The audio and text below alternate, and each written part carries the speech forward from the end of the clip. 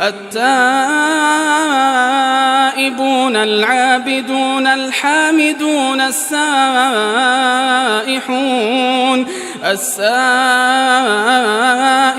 الراكعون الساجدون الآمرون بالمعروف والناهون عن المنكر والحافظون لحدود الله وبشر المؤمنين